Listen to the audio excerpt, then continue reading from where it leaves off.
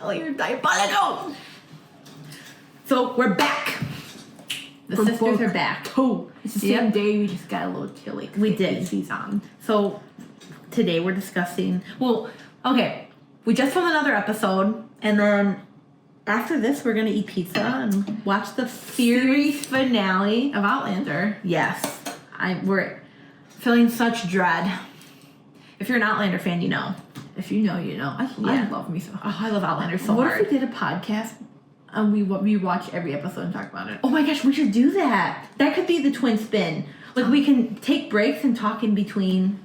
Yeah. You know, but I would do an Outlander rewatch podcast. Yeah, or maybe We don't need that cleared by anyone. We're just giving our opinions, right? Right. Yeah. The rewatch since the series just ended. Yeah, I would do that. Oh, okay. Let's Well, let's brainstorm watch that. Yeah, like we have some big Outlander fans out there. I love Outlander. Yeah. It's so hetero, but I just love it. Yeah, right. It's so hetero. But I'm Sarah, I'm Isabel. and this is Tia Time.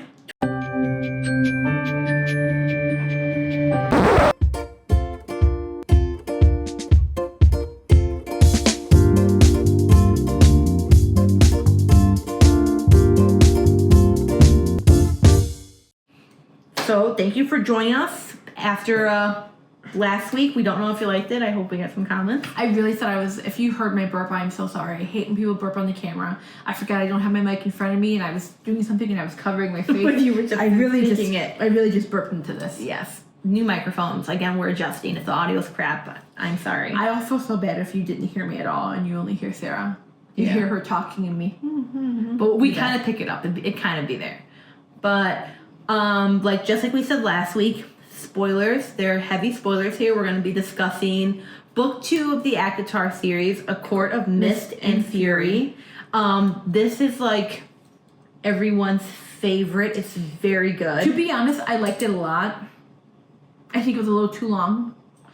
Over 700 pages, I believe. Yeah, a lot happens in it. But I liked it because it wasn't like, oh, we have to face... they're talking about a foe or villain, but it wasn't like... I don't know, there was more story. Yeah. And I like that bit. So, as I mentioned in the last episode, Sarah J. Maas. So, spoiler. If you want to read it before you partake in our book club, pause and go do that, and we'll be here. We should have a book club with the twins. We should. Oh, book club with the twins. I like that a lot. Outlander's a book. But if you don't care and you just want to hear our thoughts and you want to leave comments and tell us your thoughts. If you want to hear thoughts from two nobodies, you're in the right place. You are definitely in the right place. Two nobodies who look alike. Yeah. So without further ado, we're going to jump into it. Okay. Isabel did her thing. She put the spoilers up here. And you've been warned. Okay. What did you think going into this one? Well, I thought going in, this book truly reminded me of what it's like when the cameras stop rolling. So, as we mentioned, A Court of Thorns and Roses, book 1, is very fairy tale. It's very... Beauty and the Beast. Yes, it's basically Beauty and the Beast. Horny Beauty and the Beast. Yes. As if Belle was kidnapped and was horny like crazy. Horny as fuck thing. But yeah, Beauty and the Beast is worse because he stays in the beast form the whole time. Yeah, there's something here that wasn't there before. So, yeah, I felt like, okay, this is what happens after that. After they get their happily ever after. And it's... So, as I was saying, sorry, we got cut off. Her wife came out. We were navigating dinner, talking about books. Yeah. So, basically, what was I saying? Book this one is was after yes. the credits roll. So that's what this reminds me of. The book starts off, and you think you're going to read happily ever after. No, and actually, it's very nightmarish. It is. I think there's a lot of trauma there, and abuse, if you will, is in result of that trauma. That was my immediate takeaway. Tamlin is abusing Feyre, and not in the beatings physical. Yeah, it's not like he's like punching her. She's basically like his sex slave. Yes, but also, so we're just jumping into this. We're not going to recap it too much. Essentially, the first part of, because this book is huge, it's massive. Like Isabel said, it's over 700 pages, and it's broken up into parts. So this first part is after the camera stopped rolling. It's her life in the Spring Court. Tamlin and Feyre are both traumatized. She can't get over killing people. He can't get over apparently watching her die, even though he just sat there and watched it happen. And there we go. So she's suffering. He's suffering in his own way, but he's taking it out on her by being very restrictive, not letting her go places, wanting security on her, right? Mm-hmm. But he has no problem, like, fucking her left and right. Yeah, and now that she's high fae, she just can't. She spent a good amount of time under that cave. And now she's like, I want to be out, I want to do this, I want to do that. But she also can't stand the pressure of people saying, like, Feyre, not Oathbreaker, that's Kale from Cursebreaker. Yeah. Oh, that bitch recycles. Of course she does. Yeah, Pharaoh, Cursebreaker, They're just, like, worshipping her because she broke their curse. Yes. Because she fell in love with Tamlin, and now they're all free to return home, and she's planning her wedding. But it's also, what movie did it remind me of? Honestly, it really gave me Royal Wedding. Like, it did, but, like, you know how, oh, they're getting married. Yeah. Yeah, well, she's honestly just a doll that she has to, like, just play, like, the role. And she asks Tamlin, am I going to be High Lady? He's like, fuck no. No such thing exists. I know. I hate him in this book. He's such a piece of shit. That's not even a hot take. He is just the worst character in this book. Yes, by far. By far. You fucking hate him. And then you hate his mousy friend Lucian, who does not do anything. Lucian's a wimpy. Because he's so wimpy. As far as I've read. Because him and Feyre are friends. Yeah. Which is why, like, if you're like my sister here, you thought that was going to be a budding romance, which I still don't get how you thought that. But, yeah, he watches it. He's like that friend who knows his friend beats his wife, but just ignores it. He's just like, Tam, what are you thinking? Come on, Tam. The thing is, Tam has such a fucking temper. There's like an instance where he's upset or whatever, and he's just like, oh, and he bursts. And his magic just destroys everything. Yes. But, okay, so also, where Isabel's going with this. We had mentioned before, Feyre got these powers from all of the High Lords. They saved her life and they gave her a kernel of power. They didn't know she was going to develop their powers. Yeah. So she's like all powerful, but she doesn't know what she's doing. So they won't train her. Talon's so mad, like glass like explodes, right? Or like there's an explosion. It just comes off of him like whoosh. Yeah, and it would hurt her. But everything bounces off, so you think, oh, Tamlin protected her. No, she unknowingly put a shield around. Yeah. And he's like panicked because he thinks he hurt her. So it's so funny. It's so funny to think that like he's like has this fear of her dying, but he literally hold on, pause it. Allie with the angle was and you hear her go like this. Keep that in there too. So yeah, he's causing more harm than good. She's not eating. She's having horrible nightmares, so she's not sleeping. And keep in mind, the fucked up thing is, he's high fae. He has excellent hearing. He never goes to her. No, so he wakes up with his fucking fiance crying and screaming at night. And worse, they don't sleep in the same room, so she's having her night. That's not worse. It's probably good for her. But then this motherfucker, he tiptoes to her room and he has sex with her. Yeah, and he'll sleep in there and he'll go back to his room. Yeah, truly disgusting. So their wedding's taking place, which again, I'm going to say was very royal wedding. It was. She's panicking, which I'm like, girl, doesn't that tell you everything you need to know? And they're all like, oh my gosh, Rhysand hasn't come to collect because he's been home a few months. Yeah, and he hasn't taken part in their bargain, and he chooses right then at her wedding to do it. So he pops in, he takes her, he's like, are we hey, summarizing again? Yeah, we are. He's like, this is it, I'm taking her, and she goes for her first week. Which, at this point in the book, what did you think of Rhysand? I thought there was more. He wasn't just like the villain, because it's like we just said, he didn't go just like grab her whenever they got there. I wish we could do like a pop-up of Edward. Yeah. But what if I'm the bad guy? Yeah, no, she was, as she's walking on the aisle, she's like, help me, and then Rhysand shows up. Help me. Yeah, that's essentially what she did. And so she's gone, and I thought, there's more, especially because he tried to save her in the last book. Yeah. And he told her, I need to escape Amarantha too, like my people, and yeah. So immediately, you know, he's great. He's a morally great character. Yes. So you start to go, okay, there's more to him than I thought. And then I started thinking, okay, this is clearly going to be some type of love interest because, like Isabel pointed out, there was no way she was going to walk into the sunset with Tamlin since it was the first book and there are more. Yeah. And Tamlin's a piece of shit. We hate him. So it was interesting to see in this book Feyre experience other people, like not dating right away, obviously, but like interacting with more people besides Lucian and Tamlin and Amarantha and that other girl, Alice. Yeah. And then we also get to see a whole other court because she goes, like we said, Rhysand from the Night Court. So she goes there. You know what? I really don't like Feyre that much. She goes to this Night Court. He offers to teach that illiterate bitch how to read, and she calls him like a jerk, an asshole. She gets so mad at him, and I'm like, he just saved you from this fucking wedding, and he's trying to teach you how to read, even though you're like 19. And okay, I get it. Her panicking at her wedding is very Christina Yang from Grey's Anatomy. Yeah, that's right when she's doing. Like pulling everything off. Yeah, that's totally what she was giving. He comes and he saves her. And is it at this point or is it her second visit? Oh, okay. Let me ask you. What do you think about the wings?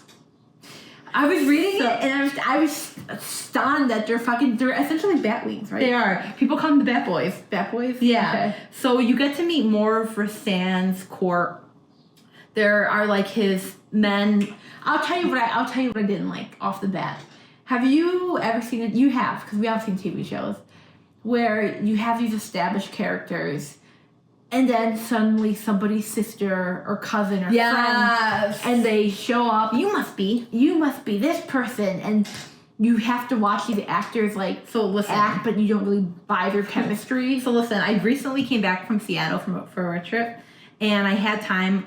I tried to raw dog it, and I'll just put my headphones on and I'll try and sleep sitting up like this, and then sometimes my eyes will just be open and I'm listening to music and I'm not doing anything. But I've been doing that on flights lately. And this was like a 4.5 hour flight. So I'm like, I have some time. I can't just sit here anymore. My butt's on fire. Let me put Mamma Mia on. Your butt's on fire. Yeah, because I sat so long. Your butt's on fire. No? Yeah. So you were so confused. I was like, what is the shit? I put on Mamma Mia. And the that's movie the movie. Okay. And that's exactly what her husband that she's going to marry, Sky, does. And you must be Rosie. I hate that. That's the worst part of the movie. Oh, it's so horrible. She just meet these people and he could point them out. So I'm like, what did Donna tell him? One of my friends is short and fat and the other one's tall and thin. That's what it's. So it is. But he does it more organically compared to Shrink. Did you finish Shrinking? Yeah, I did. Who's the first boy who lives with them? He lives in the pool house. I don't know. He's a cook. I don't remember his name. I don't remember his name either. But his girlfriend from back in the day comes. Yeah. And Marisol, she comes, and they don't have any chemistry. I'm like, this is not believable. Yeah. They're strangers. Yeah. And you could tell. But that's what this book gave. And I almost feel like we have to recap it because we recapped the last one, and now we don't have to recap it. But it's so long. Right. Okay. But we can give the quickest. So she's there. She goes back to Tamlin. Things are really bad with Tamlin. He decides to lock her in the home where she can't even step outside. This is what's confusing. You think Amarantha's it. The book starts, and no, there's still danger and issues, and Rhysand's telling her there's a war coming. Hybern. Yeah, Hybern. The King of Hybern that's where the war's coming from. We don't have to recap all of that. But essentially, there's something brewing with Hybern. And Tamlin's a pretty strong High Lord, so him and Lucian go protect their boundaries. And Feyre just can't be trapped. She was in a cave for so long, so she's like, I gotta go. I want to go with you. And he says, he's so abusive. Tells her, basically yells, no! And then he walks out the house. And she can't go after him. And she runs, and she slams, into a wall, because he locked her in. Yeah, so basically he put, a force field around it where she can't get out. And it's only for her. She can't even, stick her hand out the window. So naturally, she starts panicking. The thought that the audacity that he thought she was going to stay there. She's panicking. So obviously her knight in shining Rhysand comes. He breaks the trans, and his cousin Moore, her name's Morgan, but she goes by Moore, comes and gets Feyre and winnows her back. So now Feyre's in the night court. It's not one of her bargain weeks. She knows, I think deep down she knows she's not going back to the Supreme Court because Tamlin's fucking cuckoo. She can't be with him. And so, too, she had seen Raytheon a few times before this point, and he noticed she's thinner. She looks gaunt, like she's not eating. Yeah. And this whole time, like, obviously her fiance probably notices this too, you would hope. But they still describe how he comes up to her room to have sex with her. So she's essentially a sex slave. Yes.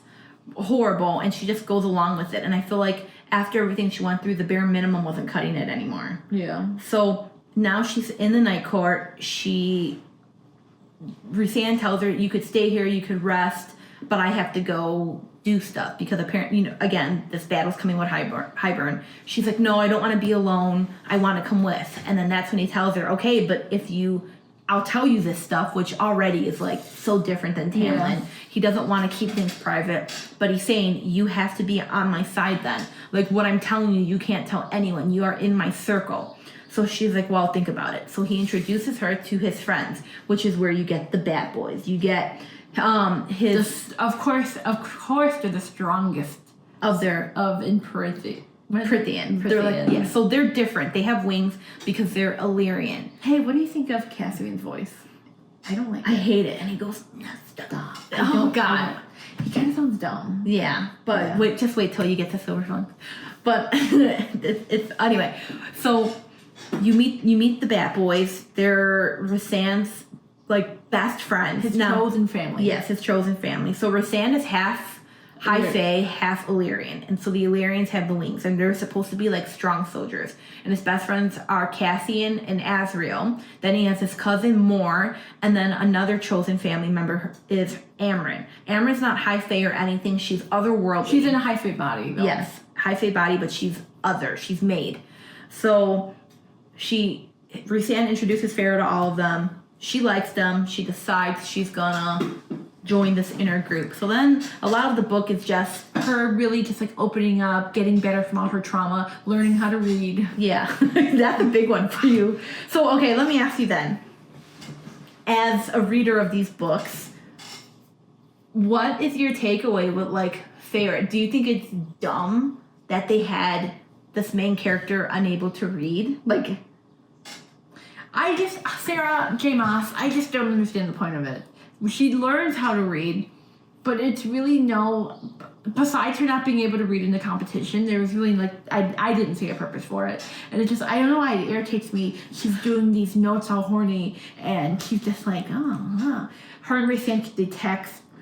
Basically, they write a note to each other. And they transfer to each other because she's coming into her powers more. Did it not give you, and I wonder if Sarah J. Maas gets her, she's inspired by these other smutty books. Mm-hmm. It's like 50 Shades of Grey when Anastasia and Christian email like crazy. Tell me, is that not it? I forgot that happened. Is that not it? That's essentially it. And they like flirt, but they have stuff together, yeah. So Feyre's flirting with Rhysand. They're flirting a ton. It's sexual. It's annoying. It's ugh. But she's getting used to the night court. She likes them. She's at home there. There's a whole city, Valaris. Yes. I'm wearing my Valaris shirt. Isabel got this for me for, was it Christmas or our birthday? Yeah, either our birthday or Christmas. Yeah. And we're both gonna get new ones, but we're gonna get black. Yeah. Either black or I actually thought this was gonna be like a dark blue. It's not. I like the color. I do too, but I just with this. But based on how they describe the city. Yeah. So Valaris sounds really beautiful. But yeah, that's it. That's the gist of it. The wings are, I can't picture it, and I found myself going down a rabbit hole today. Like, I'm curious, what made her say wings? What made her put wings on these men? Because when I picture them flying, I don't picture a bat. I picture the flying creepers. I picture the flying monkeys in Wizard of Oz. I picture more of Jeepers Creepers. You know how he uses his wings? Yeah. Well, so probably you're right. Probably like that. Yeah. And they all wear leather. They're wearing leather. So why fighting leather? Why is leather needed to fight? Because apparently leather is really restrictive. And I will say, for like any of you Witcher fans out there, season 1, Henry Cavill, they put him in leather pants, and he couldn't fight in them. And then when he did, they bagged out a ton, and they looked funny. So I'm curious what kind of leather they're wearing, where they can move around and you don't hear You know what I mean? Is all of it leather? Yeah. Fighting So, like, literally, the book's, like, described, they're covered head to toe in, like, fighting leathers. So, I don't know. It's insane to me. She probably thought it was sexy. She probably thought it was a vibe. Probably. But the wings just, they kill me because they're, like, full-size big wings. And here's the kicker. They're, like, apparently really sensitive. Are you going to be talking about when he told her that they don't come out, the wings don't come out during sex? You have to be like pretty vulnerable with somebody, and a male could reach completion by touching his wings. Yeah. Yet in battle, a lot of them get their wings like turned, so they like get all horny shit or. Yeah, that's what I'm saying, right? Like, what is it? Can they fight with them or can they not? Because I guarantee on the battlefield they're getting touched. Yeah. Yeah. Like, it's like the wing like another penis. I feel like you really focused on the wings. I didn't care too much. Well, okay, so do they buy specialty shirts then? I looked at Okay, I can see. Okay, go ahead. I looked at pictures of the coloring book. They just like say I had the wings. Okay. Where would they be on my back? There would just be big open slits there for my big wings to hang out. Exactly. Can you imagine me, like I think of Gargoyles, Goliath Yes. from Disney. Me sitting here with my wings out. Yeah, but then like how Imagine flying. how are you big putting wings. your shirt on? Do you imagine they're like muscles and they go in my body just kind of hangs like No, like a bird. Like I don't think there's anything attractive about it. But she likes it. Yeah, but it's just I'm just. What do you think about the wings? I was about to say. Like what is your take on the wings? This would be a good snippet too. Maybe we get some. What do you think? Like would that be it for you? Would it caught you? Because I really again went down the rabbit hole of what their clothes look like, and also, do they just walk around with the wings out all the time? Because Raysan doesn't. Some people didn't know he had wings. Yeah. Okay. So he can bring them back in. So he sucks them back up essentially. I imagine it when they're like. Because the other ones, their wings are closed. I would imagine it like when a bat is like hanging upside down and their wings are like. Yeah, so do they even need clothes or can they be naked? I don't know. I really wish this was made until just like Game of Thrones. Yeah. Why can't HBO pick this up? This would be a good HBO show or Stars even. I would since they're losing out later. Off. Yeah, but it bothered me. And then there's like that stupid comment because, as we said, Feyre and Rhysand are really doing their thing. She feels guilty that she's moving on from Tamlin very quickly, but she wants Rhysand. And he makes a comment like, this room would be too small to bed you. No, he says something worse. That he wants, when he beds her, something like his would growl so loud that the mountain would shake. Ew! Here's the thing about Sarah J. Maas's her males. They're not men, they're males. They snarl and they growl. Because they're very primal. Yeah, they let out a warning growl. Like my mate. Or they have sex like crazy and they, as they're doing it, they're like, my mate, this is my mate. I'm like, oh my God, Sarah, what happened? Yeah. I'm throwing a glass. The mate stuff got introduced then, but like, yeah, but it's like next level here. Like Allie and I would joke around and go, my mate, because it's just so cringy. It is. It's giving you. I woof you. Yes. Yeah. Yes, I woof you. Best season. And she looks so serious. She goes, I woof you. But that's neither here nor there. So stuff happens. Feyre's in it. She's doing things. She goes to the summer court. They're trying to get in. Everything happens so fast. I feel like. She's helping with the war. She's kind of useless. She's training. Yeah. There are apparently human queens. They have one half of this book because there's like this big threat. There's this bad guy named Jurian, and all they have is his eyeball. And apparently, the King of Hybern is going to resurrect him with the cauldron. But you need the cauldron. And if you read the book, they say like, "Oh, buy the cauldron." Like, yeah. So you know you've heard the cauldron I before. was wondering, the King of Hyrule just walk around with his cauldron and put it down to do bad things. Yeah, because it's like a bathtub. It's big enough to fit people in it. So, or do they have like the cauldron room? Who knows? But there are different books, and during this time, like the King of Hybern knows Rhysand's searching to like stop Jurian from becoming a person other than an eyeball, and Feyre goes to help him. They go back to the Archeron sisters. Surprise, surprise! Elaine's getting married. They've all moved on. They agree to meet with the mortal queens there. It's this whole thing. Do you know what's crazy? They, like we just said, they put Elaine on a pedestal in the last episode. How could Elaine, who's supposed to be so good, fall so in love with somebody as hateful as her fiance? I know. So I don't think clever writing there. So her fiance is like a renowned Fae killer. They hate the Fae, cannot stand them. And so the big fear about having like Rasan and all of his night court there, and Farrah even, because Farrah is a high Fae now, is that the fiance's not going to want Elaine. But it's so stupid. But all this shit happens. They get the books, and There's just a lot of flirting. yeah, Rasan gets shot down. It's a lot. End of the day, she realizes it clicks for her that Rasan's her mate. And then she finds out that he knew since that night that they escaped. Which I think her being mad is so stupid. I was gonna ask, what did you think about her being so... She was pissed, so mad that she had to leave for a few days in the cabin. It's so stupid. So, Rasan gets hurt. Farrah goes to this all-knowing animal called a Suriel, and the Suriel says, if you want to heal your mate, and she's like, what did you say? And she can't believe that he's known. But like, she was literally under the mountain to save Tamlin, a man she was in love with and sleeping with. Why would he tell her, I'm hey, your mate? You're new to this world, but I'm your mate. Like, what is she supposed to say? She doesn't know. She would have made going there more difficult, and she would have been more standoffish. Yes, it's just so stupid. Yeah. So her getting that. Okay, I'm in agreement. Sometimes I hate Farrah. I don't, even in this third book I'm reading, she has redeeming qualities. She is not Selena or Sardothian. Yeah, or Aelin Galantinus. Galantinus? What is it? Galathinius. I prefer Galathinus though. You listen to the audiobooks, so yeah. I didn't. So all these names I couldn't pronounce. I can read. I'm not afraid of it. But I was thinking it was Galathinius. She's... Yeah, Aelin is just like... She's fucking it. Once she embraces her role, she's it. Yeah. Farrah is kind of like a little bitch. Well, let me say this. Time. Farrah's a flawed protagonist. She is. Which is nice, because all of these characters are kind of flawed. Mm-hmm. My favorite is Rasan. I like Rasan. I hate the sex scenes. I like Rasan, and then I like Azriel. I like Morgan. You would. More's your mate. I took the test on Sarah J. Maas's website to see who your mate is. And I got Morgan. And just as that's for the part 3. Yeah, I got Elaine. And yeah.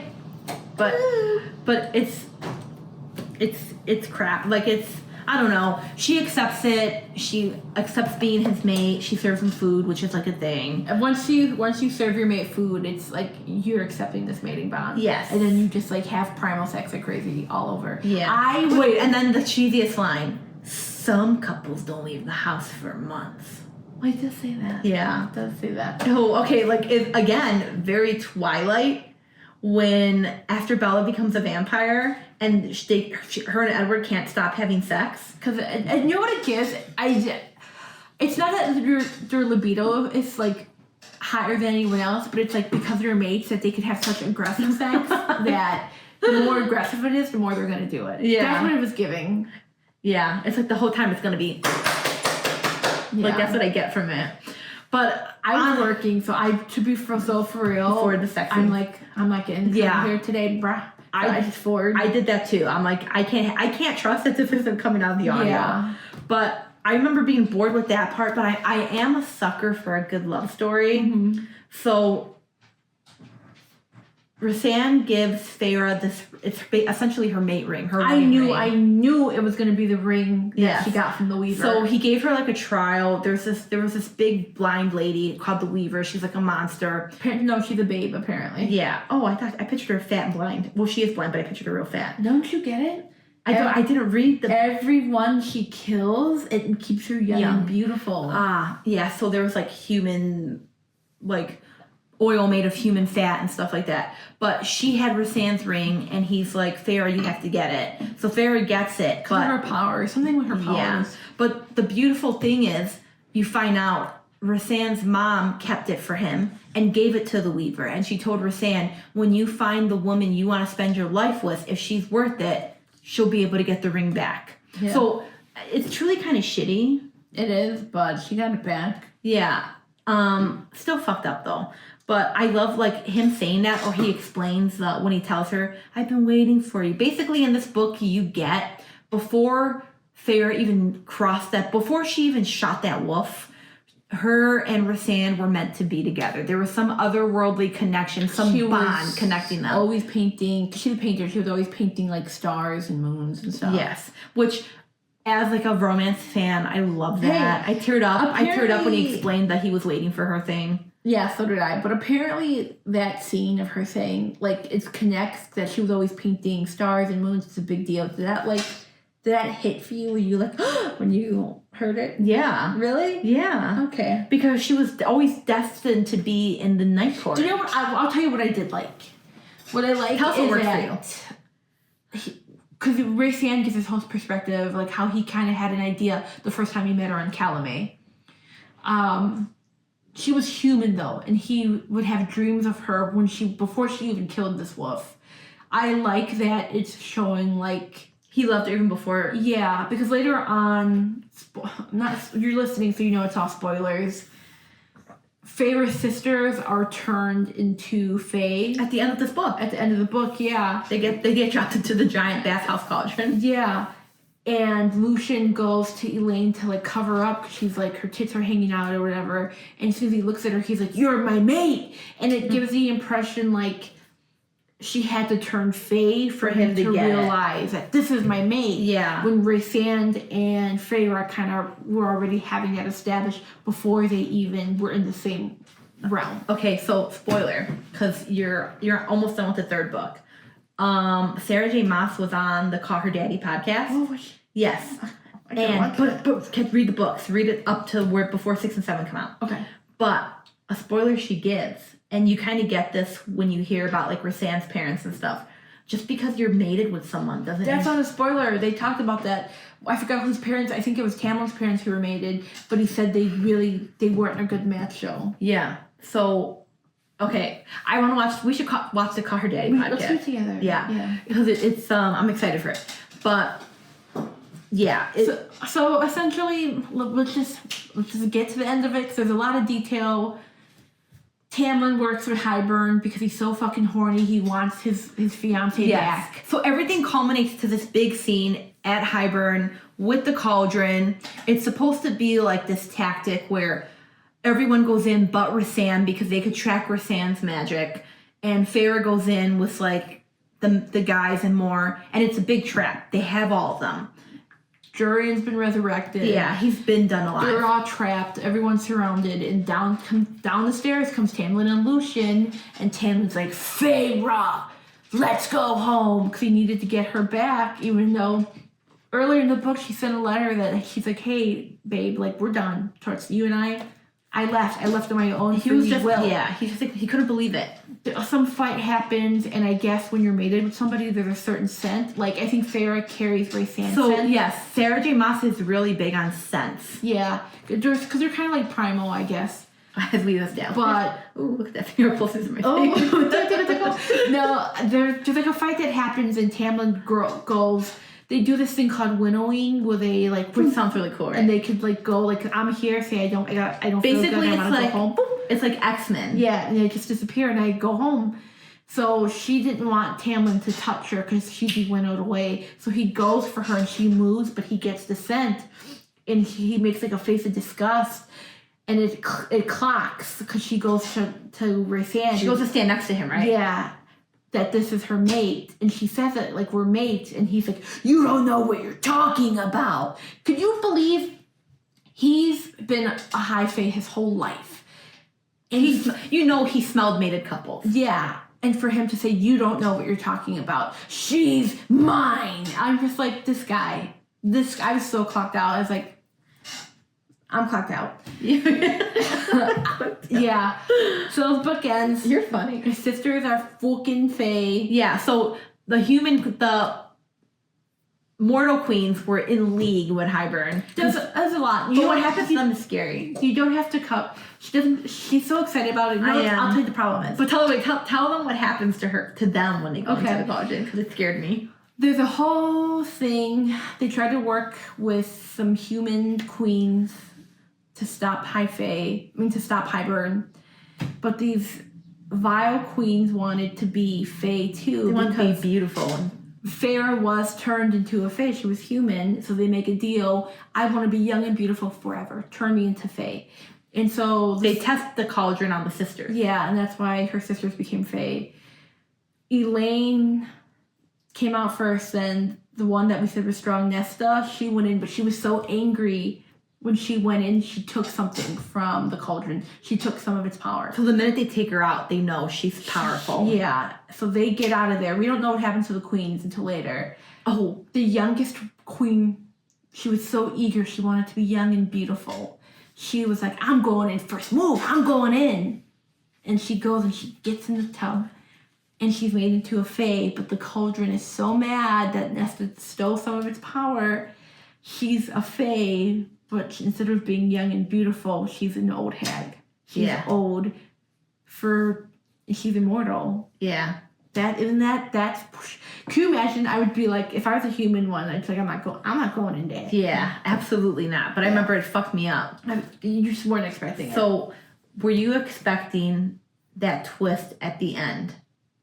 Oh, no. Mm-mm. It was such a good way to end a book, though, right? I'm not expecting it.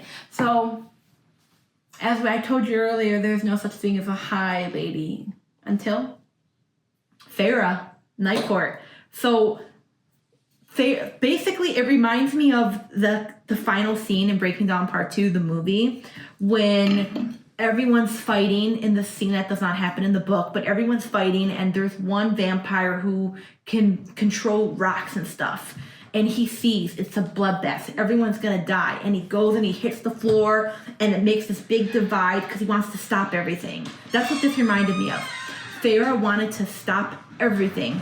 So she's powerful. She was able to break the curse because there was this curse on Hybern in this area they were at where none of them could use their powers. So she breaks it, and she goes to Tamlin and goes, or she goes to Rhysand and goes, what did you do to me? So she's playing like she was under the spell, and she really wants to be with Tamlin, but Rhysand was controlling her. He goes along with it, and they can talk telepathically, and she's telling him, take my sisters, go, get out of here before they realize the guards are down, that you have your powers. So Tamlin naturally is like, Feyre, which is...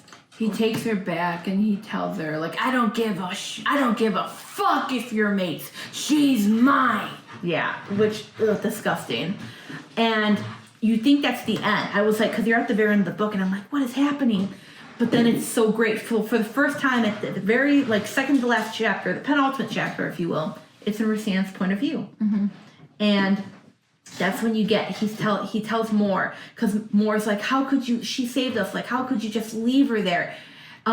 She's your mate, and then she's not your spy, because Feyre's going to Spring Court to spy. Because obviously Tamlin's working with Hybern. Yes, and then Rhysand says the greatest line.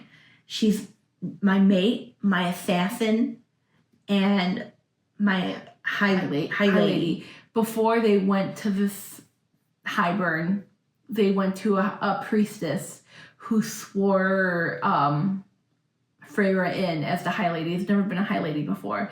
But Rhysand wanted them to be equals. And in everything. Part of me believes it's because he loves her so much, but I think it's because he was a sex slave to Amarantha for so long. We didn't talk about that. He was a sex slave. Yes. And so I hate when Tamlin and Lucien call him Amarantha's whore. Yeah. He was literally raped for years. Yes. Yeah. So, I mean, he did questionable things. A lot of people didn't jive with the fact that he forced Feyre to drink under the mountain so she'd pass out and didn't remember everything. But it was a kindness he was trying to do. It was a lesser evil. I love Rhysand. So do I. And then when I read that, she's a high lady, she's my equal in every part, I teared up. It was just it was such a shock because they made sure to point out Tamlin said that doesn't exist. Yeah. And that leaves us to book 3. Yes. And we'll talk about that once I finish it. Yeah, and I have to rewatch a recap on Carrie. What did I say her YouTube was? Carrie can read. Carrie can read. Miss can read. Yeah, yeah, Miss can read because Did we just do a podcast of what Miss can read does? Well, you have more details. When I was listening to her podcast, things came back to me. Obviously, I don't have all the details on the dirty scenes because we skipped that shit. Yeah, I skipped it anyway. Prude. We're not prude. Like if I don't mind a tasteful scene. If this was a show on HBO, I would watch it. Yeah, but I'm not gonna listen to it at work. Yes. So I'll warn you because you're almost done with the third book. I have 30 minutes and left. You said to me, you're like, I don't get how the story can continue after this. So book 5. Right, because there's a novella which takes place between book 3 and book 4. So I guess book 4, technically the full book, is all about Nesta. Mm-hmm. Okay. We'll leave it there. So people are guessing 6 and 7, because at this point, in this book, the last one, Farah and Reese are not the main characters, which is weird. It's weird to read about. It's their story. Yeah. So you'll see. I can't wait to get into it. And what's going to be great is we're going to be reading those because Allie will read them too. The 3 of us will be reading them at the same time. We're not going to get graphic audio though. No, but we'll just read them then. Okay. And then book 6 and 7, we can have Allie on the pod. Let's do that. And we could have a discussion. Because Sarah and I, when we talk about stuff, we end up summarizing. And my hope for this was it was going to be a discussion. Yeah. So fingers crossed for the third one will be. Well, we had some discussion in there. Yeah. I think it was just the problem is this is our first time doing this. Yeah. And I feel like have you read it? If not, you should. Yeah, because otherwise it would be us putting a camera above us and talking in a circle.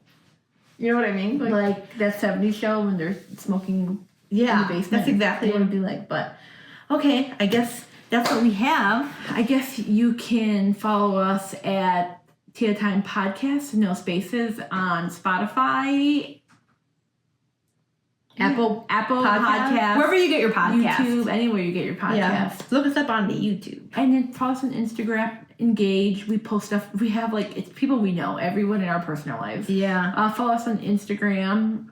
Yeah. Let us know if you like this format. Yeah. Let us know if you prefer us like that we talk about this stuff. Please don't call me boy anymore. Yeah. Shit cancer. That's mean. We don't do mean here. No, we don't do mean here. We try not to. But yeah, let us know if you like the book club thing, if there are some romantic books you suggest we read. Yeah. I've never read Crescent City either. So. We should do a book club for that one. Yeah, right. Because I need to. That's next. I heard it's really bad. Really? Yes, that's what I heard. But we'll cross that bridge when we get there. Okay. Maybe we can listen to the graphic audio of it. I don't know. We'll have to look. But please say yes. Yeah. Okay. But thanks for hanging out. Come for the laughs. Stay for the real talk. Give kiss.